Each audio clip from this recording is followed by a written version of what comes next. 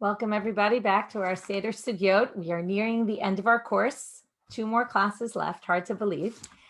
Today's class, special dedication by Nancy Zibman in memory of her mother, Rose Flax. Shoshana Rezel bat Chava Hinda Umoshe, Mora Ahuva Lechol Tamideha. She was a beloved teacher among all of her students. And in memory of her grandmother, her mother's mother, Eva Shor Mebush, Chava Hinda bat Yosef Yehuda, a gentle, pious woman. Okay, before we get started, I want to just extend a big invitation to everybody here for our Siyum on Masechet Pesachim. The reason why we did this course specifically on Pesachim, besides that it came out right before Pesach in great preparation, it's also that it coincided with the Siyum of Masechet Pesachim that we're doing in the Daf Yomi. So whether you're learning Daf Yomi or you're not learning Daf Yomi, we've decided to dedicate this Siyum of Masechet Pesachim both to the course and to all those who've been learning Daf Yomi. So in order to celebrate that, we're going to invite all of you to join us. It's on Sunday, March 21st. It comes out the night of Or L'Tet B'Nisan, right? The week of Pesach. It's a Sunday night just before Pesach. And we have a lot of great speakers. Rabbanit Leah Sarno will be with us from Drisha, and Rabbanit Dr. Panina Neuwirth from Ranana, and Shira Hecht Kohler is going to give a little bit of a how-to on creative ideas for your Seder. And we're going to have some speakers from both the Daf Yomi learners from Women Learning, and we'll have one woman representative from Daf Yomi learners and one from the course. So I really invite you all to attend. The Siyum is always a great opportunity to celebrate. Learning milestones are really important to celebrate and to feel good about where you've come, where you've started, where you've gotten to. Everybody's come out of this course with something, different people at different levels. One of the things we're going to do after the course ends, probably about a week after the course, is we're going to have the final lesson will be something, an online lesson you can do at your own time, which will be a very short review of things that we learned, the building blocks of things that we gained. We'll make up a sheet with some words that we got, some terms that we've learned, and concepts, methodological points that we've come across within this course.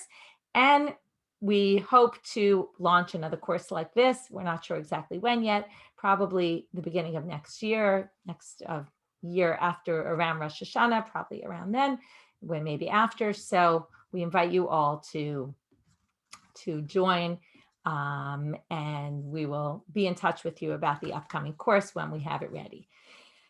Okay, if I were to ask you, getting now to today's course, if I were to ask you, when do we fulfill the main mitzvah of eating matzah? If it was before last week's course, so you would have very simply said, clearly, when we wash and we make hamotzi and we say al achilat matzah, it seems like that's the obvious time. But what we saw last week was, well, maybe not exactly. Maybe we're actually fulfilling the real mitzvah the way it's supposed to be done, right? There was a bit of a debate about it in last week when we eat the sandwich, the matzah for the sandwich. Today, we're going to jump to the third time that we eat matzah at the Seder, right? All those people who, eat matzah, it's a lot of food and a lot of matzah to eat. So now we're going to talk about why we eat the matzah and why on earth do we call it the Afikoman, okay? The matzah at the end of the meal, right? If I'd ask you, are you fulfilling your mitzvah of eating matzah? You'd tell me absolutely not, because we already did that at the beginning of the meal. Well, stay tuned for next week. We're going to talk about a little bit about when exactly do we fill our obligation of matzah, and we'll see that it's not actually so clear-cut and simple. But what I want to talk about today is the Afikoman. What is the Afikoman? Why do we eat it? Why does it have such a strange name, right? It clearly comes from some other language. It's not a native Hebrew word. It's likely from the Greek. Okay, we'll talk about possible etymology from the Greek today. And then the famous Mishnah, why is this a famous Mishnah that we're going to learn today? Because we say it at the Seder. If you recall, when the 4 sons asked their questions. So we talk about what the answer is to the 4 sons. And we actually mentioned this before, that there's different versions in different books, in different versions of the 4 sons. But the one that appears in our Haggadah tells the wise son, if you remember, you tell him Kilchot Pesach, you teach him the laws of Pesach, Em maftirin achara Pesach Afikoman, which is exactly our Mishnah, which is a very strange Mishnah. So we're going to have to, first of all, why is this the question? Give the answer given to the wise son. Okay, maybe after today's class, you'll say, oh, because this is quite a complicated topic, and maybe only the wise son is going to be wise enough to understand it. that's possible. I don't think that's really why, but it's a possibility. So we're going to see that it was complicated, and a lot of people didn't know exactly how to understand this Mishnah. And what does it mean? What does it mean, maftirin? What does it mean, Afikoman? What does it have to do with the Korban Pesach? Right? Our Afikoman has nothing to do with the Korban Pesach. So what exactly, how does it connect? Ultimately, how does it connect to what we do at our Seder? You'll see that what they're discussing doesn't really seem to be what we do at our Seder. And the other thing I wanted to say is that, wait, there was something, right. So I wanted to point out about the wise son. There's a version, because it seems very strange that of all the things we're going to teach the wise son, we're going to teach him this Mishnah, right? This Mishnah is a bit of an out there Mishnah and not exactly your main topic of Pesach. And it seems like if we're going to tell the wise son something about the story of Pesach or something about the halachot, why this Mishnah? So I just want to point out, this doesn't really have to do with the content of today's shir, but it's just a very interesting point. There's some versions that say that you teach the wise son the halachot ad ein maftirin achar Pesach Afikoman. And I wanted to specifically say this because we're nearing the end of our course, and the reason why we're up to this right now, we're now at Daf Kuf Yud Tet, which is really the end of the Masechet.